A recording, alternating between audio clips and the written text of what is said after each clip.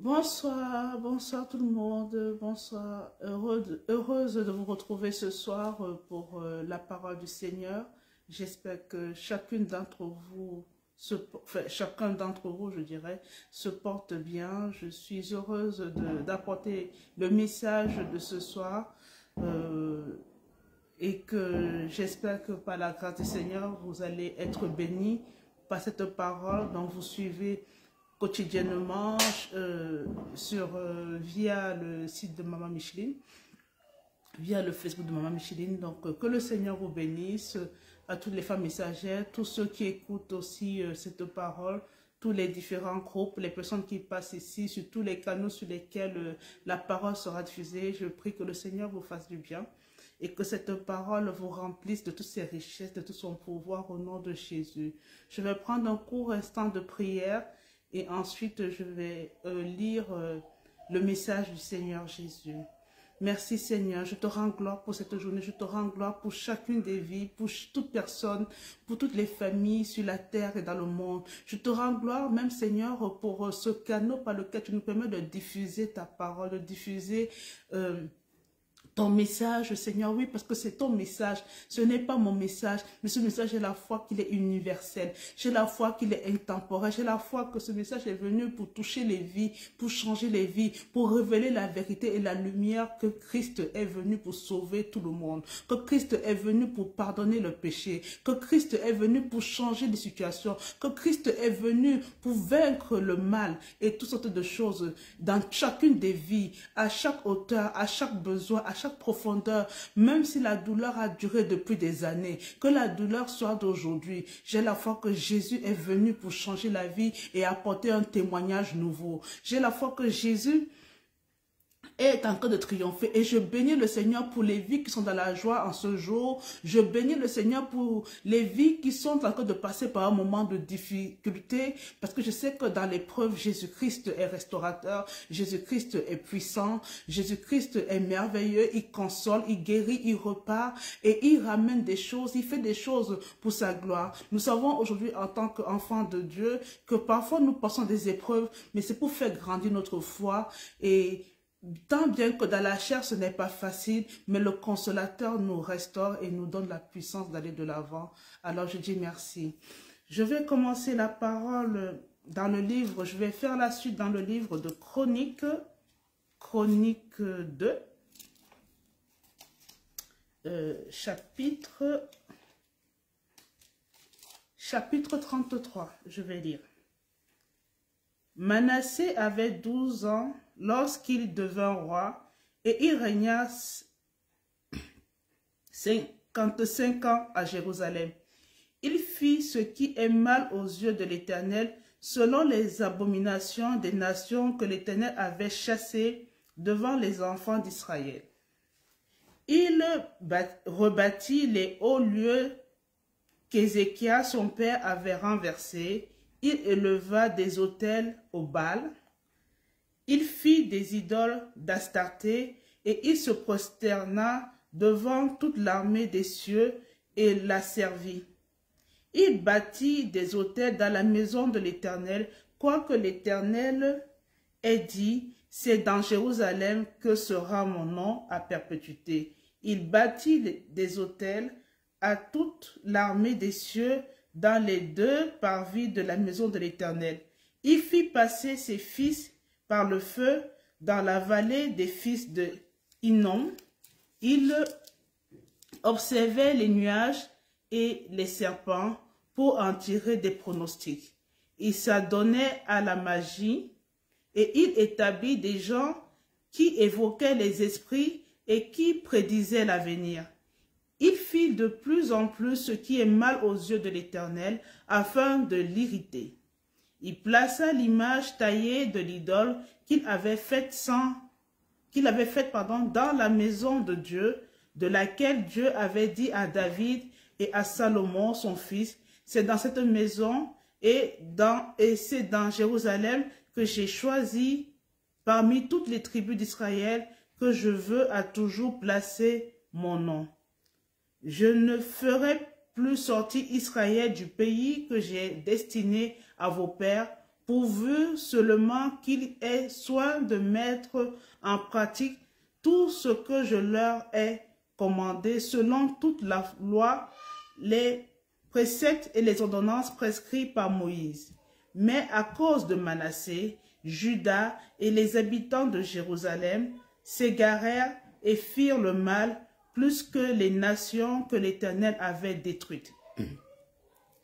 Devant les enfants d'Israël, l'Éternel parla à Manassé et à son peuple, et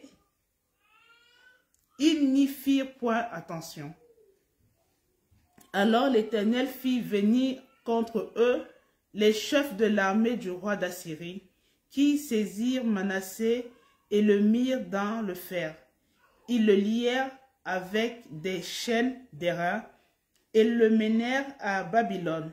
Lorsqu'il fut dans la détresse, il implora l'Éternel, son Dieu, et il s'humilia profondément devant le Dieu de ses pères. Il lui adressa ses prières et l'Éternel, se laissant fléchir, exauça ses supplications et le ramena à Jérusalem dans son royaume.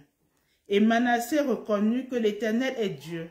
Après cela, il bâtit en dehors de la ville de David, à l'occident vers Gihon, dans la vallée, un mur qui se prolongeait jusqu'à la porte des poissons et dont il entoura la colline, et il l'éleva à une grande hauteur. Il mit aussi des chefs militaires dans toutes les villes fortes de Juda. Il fit disparaître de la maison de l'Éternel les dieux étrangers et idoles, et il renversa tous les autels qu'il avait bâtis sur la montagne de la maison de l'Éternel et à Jérusalem, et il les jeta hors de la ville. Il rebâtit l'autel de l'Éternel et y offrit des sacrifices d'action de grâce et de reconnaissance, et il ordonna à Juda de servir l'Éternel, le Dieu d'Israël. Le peuple sacrifiait bien encore sur les hauts lieux, mais seulement à l'Éternel, son Dieu. Le reste des actions de Manassé, sa prière à son Dieu et les paroles des prophètes qui lui parlèrent au nom de l'Éternel, le Dieu d'Israël, cela est écrit dans les actes des rois d'Israël. Sa prière et la manière dont Dieu les exauça, ses péchés et ses infidélités, les places où il bâtit les hauts lieux et dressa des idoles et des images taillées, avant de s'être humilié, cela est écrit dans le livre de Osaïe. Manassé se coucha avec ses pères et on l'enterra dans sa maison. Et Amon, son fils, régna à sa place. Amon avait 22 ans lorsqu'il devint roi et il régna 2 ans à Jérusalem. Il fit ce qui est mal aux yeux de l'Éternel, comme avait fait Manassé, son père. Il sacrifia à toutes les images taillées qu'avait faites Manassé, son père, et il les servit. Et il ne s'humilia pas devant l'Éternel, comme s'était humilié Manassé, son père, car lui, Amon, se rendit de plus en plus coupable. Ses serviteurs conspirèrent contre lui et le firent mourir dans sa maison. Mais le peuple du pays frappa tous ceux qui avaient conspiré contre le roi Amon, et le peuple du pays établit roi Josias, son fils, à la place. Amen. Je vais ensuite lire la parole dans le livre de Malachie, chapitre 1er. Oracle, parole de l'Éternel, Israël par Malachie. Je vous ai aimé, dit l'Éternel. Je vous ai aimé, dit l'Éternel, et vous dites, en quoi nous as-tu aimés? Ésaü n'est-il pas frère de Jacob? Dit l'Éternel. Cependant j'ai aimé Jacob, et j'ai eu de la haine pour Ésaü. J'ai fait de ces montagnes une solitude, j'ai livré son héritage au chacal du désert. Si Édom dit, nous sommes détruits, nous relèverons les ruines, ainsi par l'Éternel des armées, qui bâtissent, je renverserai. Et on les appellera pays de la méchanceté, peuple contre lequel l'Éternel est irrité pour toujours. Vos yeux le verront.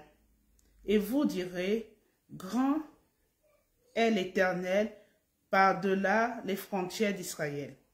Un fils honore son père et un serviteur son maître.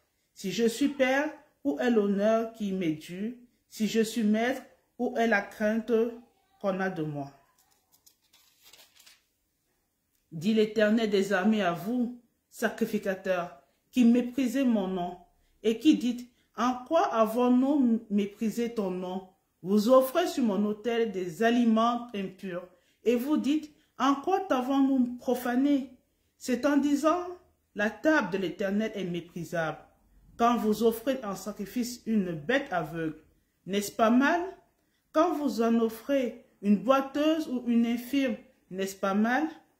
Offre-la donc à ton gouverneur. Te recevra-t-il bien? Te fera-t-il bon accueil? Dit l'Éternel des armées. Priez Dieu maintenant pour qu'il ait pitié de nous. C'est de vous que cela vient. Vous recevra-t-il favorablement? Dit l'Éternel des armées. Lequel de vous fermera les portes pour que vous n'allumiez pas en vain le feu sur mon autel? Je ne prends aucun plaisir en vous, dit l'Éternel des armées, et les offrandes de votre main ne me sont point agréables, car depuis le lever du soleil jusqu'à son couchant, mon nom est grand parmi les nations, et en tout lieu on brûle de l'encens en l'honneur de mon nom. Et l'on présente des offrandes pures, car grand est mon nom parmi les nations, dit l'Éternel des armées, mais vous le profanez, en disant, la table de l'Éternel est souillée, et ce qu'elle rapporte est un aliment méprisable. Vous dites, quelle fatigue, et vous le dédaignez, dit l'Éternel des armées. Et cependant, vous amenez ce qui est dérobé, boiteux ou infirme. Et ce sont les offrandes que vous faites. Puis-je les agréer de vos mains, dit l'Éternel.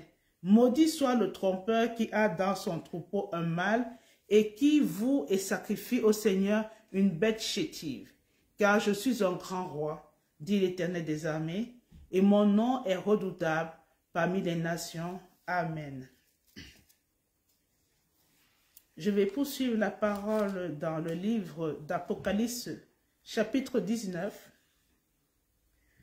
Après cela, j'entendis dans le ciel comme la voix forte d'une foule nombreuse qui disait « Alléluia!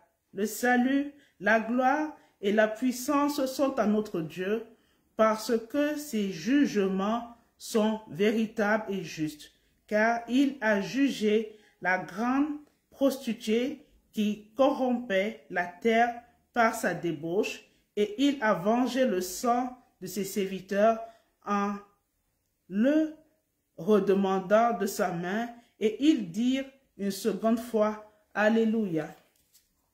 Et sa fumée monte au siècle des siècles. Et les 24 vieillards et les 4 êtres vivants se prosternèrent et adorèrent Dieu assis sur le trône en disant « Amen, Alléluia ». Et une voix sortit du trône disant « Louez notre Dieu, vous tous ses serviteurs, vous qui le craignez, petits et grands. » Et j'entendis comme la voix d'une foule nombreuse, comme un bruit de gros eaux, et comme un bruit de forts coups de tonnerre, disant « Alléluia, car le Seigneur notre Dieu Tout-Puissant est entré dans son règne.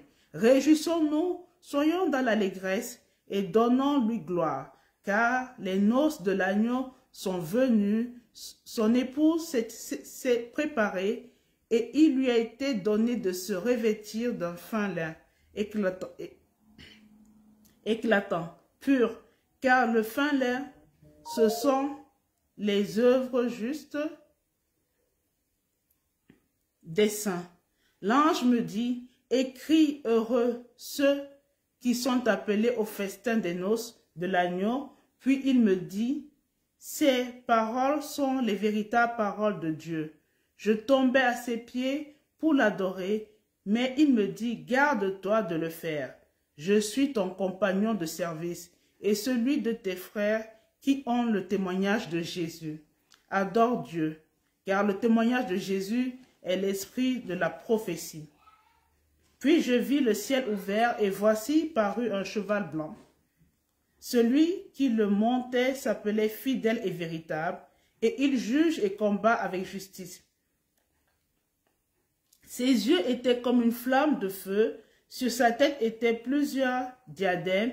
Il avait un nom écrit que personne ne connaît, si ce n'est lui-même, et il était revêtu d'un vêtement teint de sang. Son nom est la parole de Dieu. Les armées qui sont dans le ciel le suivaient sur des chevaux blancs, revêtus d'un fin lin, blanc pur. De sa bouche sortait une épée aiguë. Pour frapper les nations, il les pètera avec une verge de fer, et il foulera la cuve du vin de l'ardente colère du Dieu Tout-Puissant. Il avait sur son vêtement et sur sa cuisse un nom écrit « Roi des rois et Seigneur des seigneurs ». Et je vis un ange qui se tenait dans le soleil.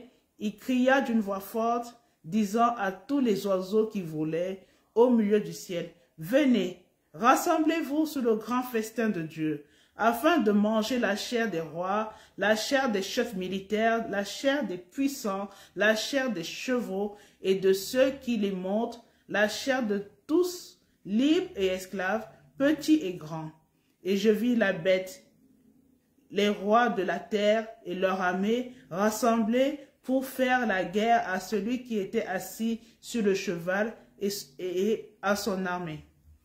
Et la bête fut prise, et avec elle le faux prophète qui avait fait devant elle les prodiges par lesquels il avait séduit ceux qui avaient pris la marque de la bête et adoré son image. Ils furent tous les deux jetés vivants dans les temps ardents de feu et de soufre. Et les autres furent tués par l'épée qui sortait de la bouche de celui qui était assis sur le cheval, et tous les oiseaux se rassasièrent de leur chair. Amen.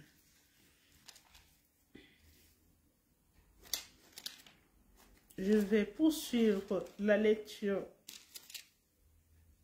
dans le livre de Psaume 147. Louez l'Éternel, car il est beau de célébrer notre Dieu, car il est doux, il est bienséant de le louer. L'Éternel rebâtit Jérusalem, il rassemble les exilés d'Israël, il guérit ceux qui ont le cœur brisé et il panse leurs blessures. Il compte le nombre des étoiles, il leur donne à toutes des noms.